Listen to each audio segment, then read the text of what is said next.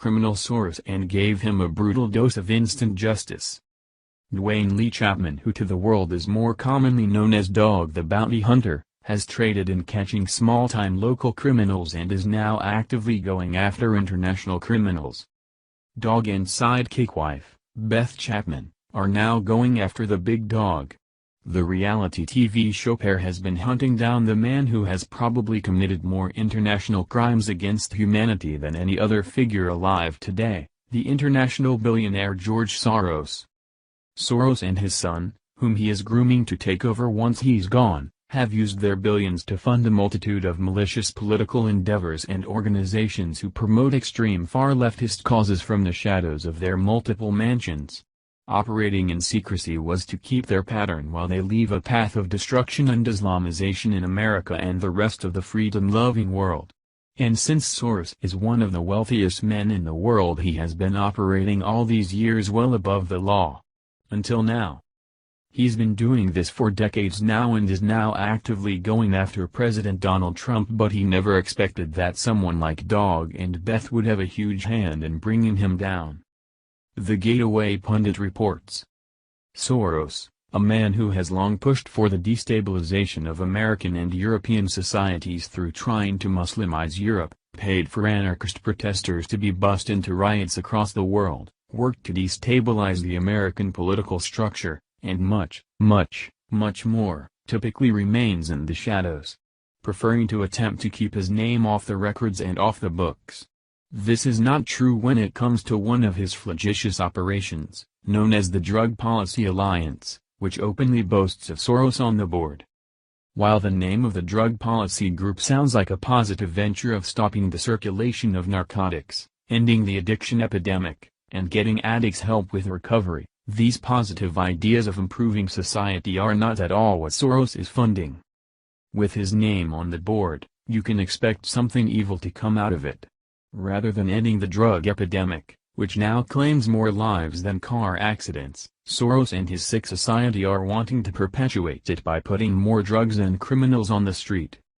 Former Breitbart investigative journalist Lee Stranahan has made it his mission to expose this particularly evil plan of Soros and his drug cartel society. When he found out that the alliance was holding a press conference, Stranahan and the Chapmans showed up and ruined everyone's day in the best possible way. The Gateway Pundit explains. Among George Soros' more openly nefarious plans, he is attempting to first push for the widespread use of drugs on American streets. The second part of his plan involves the release of all drug addicts from prison, leading to widespread panic and chaos. And they don't even pretend to hide this objective. Beth Chapman and Dog the Bounty Hunter confronted Roseanne Scotti, senior director of Drug Policy Alliance, after Scotti broke into a private press conference concerning drug policy and lured some of the press over to a corner. Once confronted by the Chapmans, Scotti proceeded to run from answering any questions.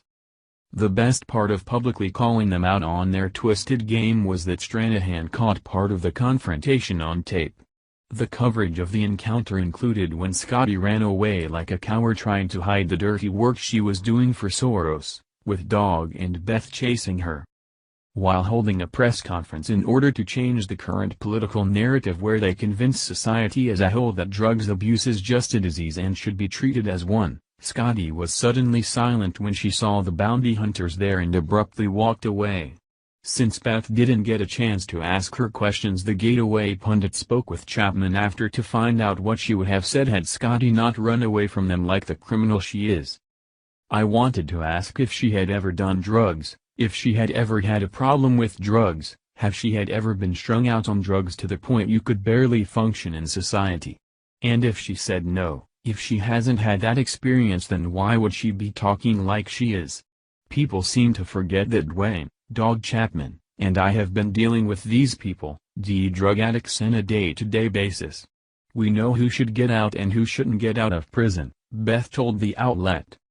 Beth explained why this drug policy is so profitable for Soros and his cronies and why they are hell-bent on getting into this game. It could be the billionaire's biggest worst plan yet to gain total control of the country, especially when combined with the other evil conquests he has in action. They're running a scam to push for pretrial release and steal more taxpayer money. But it's not even a problem of it just not working. They are directly trying to aid and abet, and increase, the criminal element that exists on our streets right now. They're trying to achieve this by pushing that narrative that doing drugs is a disease. It is not a disease. The good hard-working people of America know that these are not diseases, they are choices, and continued bad choices result in addiction. Depending on the class of substance, which is heroin and opiates. Treating the drug issue as a disease rather than a crime issue will make our streets less safe and increase theft. If it was just a disease, people wouldn't cheat and steal to get their fix. When is the last time you heard of a diabetic mugging someone to get money to buy insulin? Please share if you would like to see George Soros behind bars.